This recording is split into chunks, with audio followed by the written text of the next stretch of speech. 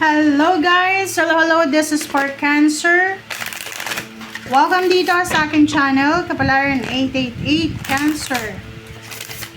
Tingnan natin Cancer kung anong messages, vibration, gabay energy para sa inyong lahat. So, I hope na makaresonate kayo dito Okay, OMG. Cancer, money tayo pera-pera, kaperahan.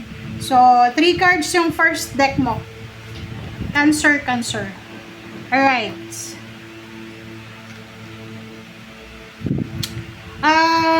First card natin is 29. Oh, sorry. Nahulog na.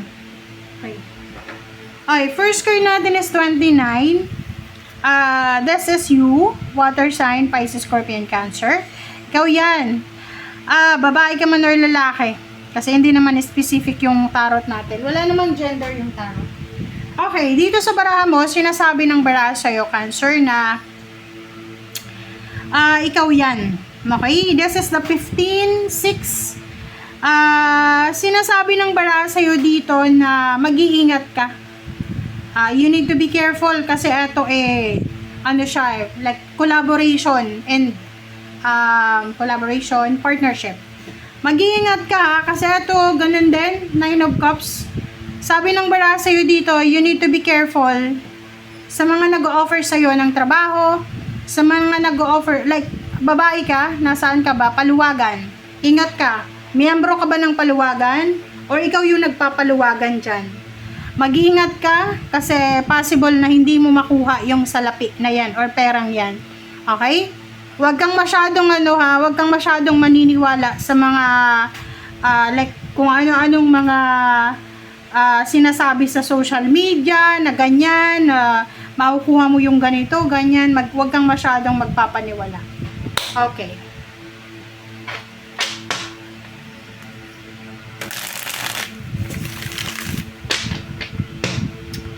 Alright. Kasi alam mo to, na bear, kailangan mong maging matatag. Ako ay,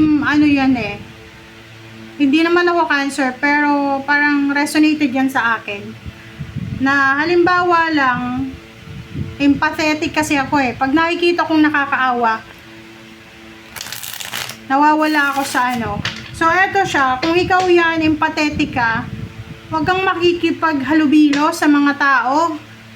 Iwasan mo siyang ngayong June kasi baka yung isasaing mo na lang, ipamigay mo pa. Kasi naawa ka. Pero hindi mo alam, hindi naman pala siya nakakaawa. Okay? Okay, hangman, Diba? Ihang. Kaloka ka, Cancer. Business proposal, business signing of contract, whatever man yan. May mga nag-o-offer sa'yo ng trabaho, nag-o-offer sa'yo ng business, nag-o-offer ng collaboration, or whatever partnership. Decline, X. Okay? X mo yan. Hindi yan na kailangan ituloy. Pag-isipan. Pag-isipang mabuti, mag-research, lalo doon sa mga Cancer na parang madali kayo, mabilis kayo magpapaniwala sa mga kwento-kwento, yung mga pyramid scammer na yan. Ang galing yan magsalita. So, mag-iingat ka, mag-research, huwag pumirma ng anything na papeles, dokumento, maghanap ng tao na pwedeng mag-explain sa'yo ng kung ano yung kailangan mong malaman. Basta huwag kang sasali sa kung ano man ang mga may involved na pera.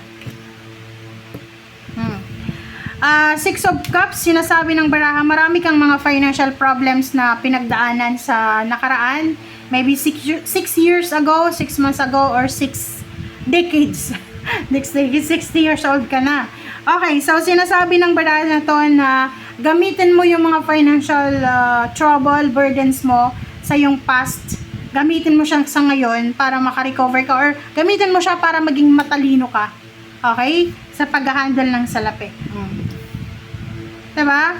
Sabi ng baraha sa'yo dito, para maiwasan mo yung pagsisisi, para maiwasan mo yung gulo, whatever man, ngayon pa lang, ilayo mo na ang sarili mo sa mga scam na yan. Okay? Walang masama ang mag-business, walang masama yung sumali ka sa mga organisasyon. Pero kung ang organisasyon na yan ay may involved na pera, ganyan, ganito, siguradong scam yan. Okay? Diba?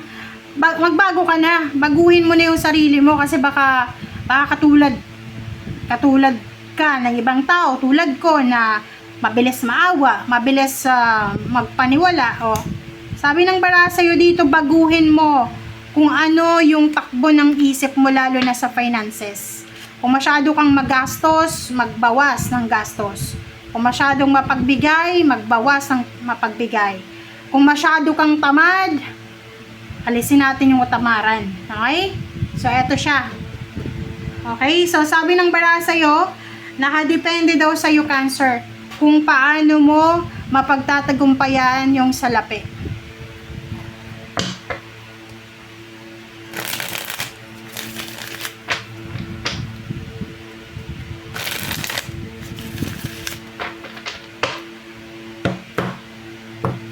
Masasabi ng bara sa'yo dito, may pagbabago na magaganap sa'yo, but you need to be careful. Okay? Sabi na buwan, this is protection. Proteksyonan mo yung sarili mo, yung trabaho mo. Proteksyonan mo kung may ipon kang pera sa bangko. Huwag mong ipagkwento, ipagsabi. Basta proteksyonan mo yung pera mo, ha. Yung source of income, yung pera mo na iniipon or whatever man, yung plano mo. Harapin mo kung ano man yan ang mga kinakatakutan mo sa pera. Sinasabi ng bara sa'yo dito na yung the moon, minsan hindi ka nakikinig sa intuition mo eh. Water sign ka, ikaw, halimbawa, water sign ka na Cancer, may Scorpio, may Pisces. Pero sa tatlong water sign na yan, ikaw yung pinakamatigas ang ulo. Na, halimbawa may sinasabi, may binubulong sa'yo ang intuition mo, hindi ka naniniwala eh. Kasi sinasabi mo, nako, hindi yung totoo. Gagawin ko kung anong gusto ko. Parang ganon. So, yun ang minsan pagkakamali mo eh. Kasi yung binubulong sa'yo ng intuition, hindi yan galing lang sa kung saan-saan. Galing yan sa mga guides and helpers mo. Okay? Sa universe. This is Chariot. So, sinasabi ng bara sa'yo dito na may patutunguhan kung may sisimulan. Okay? Naniniwala ka ba sa kasabihan na ganon? Okay? Kung may ginagawa tayo, walang sayang sa ginagawa natin. Kasi minsan may mga tao na, I know someone, Aries siya, hindi siya Cancer. I know an Aries na napakatamad niya. Gusto niya yung subuan mo na lang siya. Like halimbawa, pagsasabihan mo siya, hihingi siya sa'yo ng pera. Tatanungin mo, anuhin mo yung pera? Ipambibili niya ng kung ano-ano. Sabihan mo na, okay, bigyan kita ng pera, mag-apply ka ng trabaho. Sasabihin niya, hindi. Mahirap mag-apply, mahirap makipagsabayan eh. Maraming mga newly graduate eh. Maraming mga matatalino. Nako. Di ba? Walang masasayang. Kung may effort, talagang may result. So, eto sa'yo sinasabi, huwag kang mag-alala, Cancer. Lahat ng pinagpapaguran mo, sacrifice mo, lahat yan makukuha mo. Lalo na kung magtitipid ka. Kasi yung sorry pero may nakikita ko, hindi lahat ng Cancer. May iba sa inyo na mahilig kayong bumili ng damit, ng appliances, or kung anong yung bago. Iwasan nyo yun, guys. Siguro mag-sabbatical kayo ng mga, 3 buwan. 3 buwan na kontrolin nyo yung sarili nyo. Huwag kayong labas ng pera. Tingnan nyo, makakapag-ipon kayo niyan. 5. Diba? Sabi ng bara sa'yo dito, lahat ng ginagawa mo may result yan. Hindi yan masasayang. Matatagalan, syempre, kasi hindi naman ura-urada na darating yung blessings. Pero darating siya. Diba? 5 of Wands, sinasabi ng bara sa'yo dito na as much as possible, lakasan mo yung loob mo na makipaglaban para sa pangarap mo. Ano yung ibig sabihin na ito? Yun, tulad ng kwento ko sa'yo, na may mga Aries na ganun. May kakilala kong Aries na mas okay sa kanyang humingi na lang ng pera na hindi niya pagpapaguran. Which is iba yun sa'yo. Kasi isa sa mga zodiac signs na masipag is Cancer. So sa'yo, Cancer, sabi ng barahan na to, as much as possible, ilaban mo yung pangarap mo. Diba? Trabaho to eh. Sabi ng baraha sa'yo dito, hindi ka naman magtatrabaho until 100 years eh. Diba? Magtatrabaho ka kung hanggang kailan kaya mo. So, sabi ng baraha, i-maximize mo yung energy mo ngayon or yung panahon na kaya mo pa. Okay? Thank you guys. Bye!